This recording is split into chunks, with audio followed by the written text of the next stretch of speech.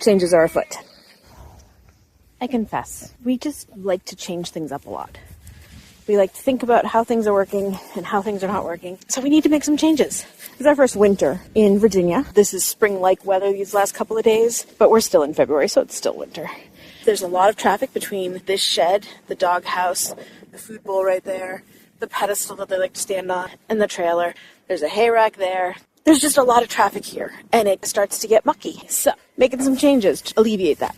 We're removing this hay rack. We're making this hay rack smaller, and honestly, the only reason that we're keeping a hay rack right there is because Chat can see it from inside the barn. That one's staying there specifically for Chat. Hopefully it makes you happy to have it there. We are starting to spread out the hay stations. There, that big one there, and we're also going to be putting one kind of over here-ish, I think.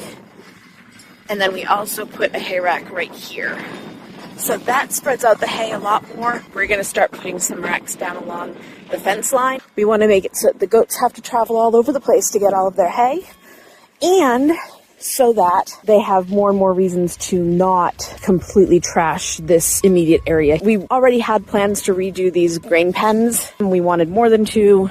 We need 1 to put the milking stand in for sure, and we're going to reassemble them in a much better configuration, and probably instead of 2, we're going to have either 3 or 4. We're going to put them along the fence line here, probably 3 or 4 little grain pens, to make it so that the goats have to not mill around over here. No matter what, they're going to make it mucky. Right, Dragon? You're one of the worst ones for the milling up against the fence line, right in that corner where he likes to beg. We're going to spread the hay out more and more. We've got, right now, 3 water buckets that we're going to be spreading out. This one is going to stay there because it needs the electric supply, but these 2 can go pretty much anywhere. I was keeping them closer to the barn because I didn't want the goats having to come out in bad weather and go very far to get to them. But now that the weather's lightening up and it looks like it's possibly going to stay lightened up, I don't want this whole area to turn into a massive mud puddle. We're being proactive, and we are moving stuff around now. We've got about an acre fenced in here. We're going to use it. We're also probably going to get another one of these, put them down there somewhere, because I really like these feeders. At least my experience so far has been that they work really well. They still waste some hay, but nothing like it was. They eat from it well. They enjoy it. They like to sleep underneath there. It's so cute. We're going to just make a bunch of changes. So be prepared.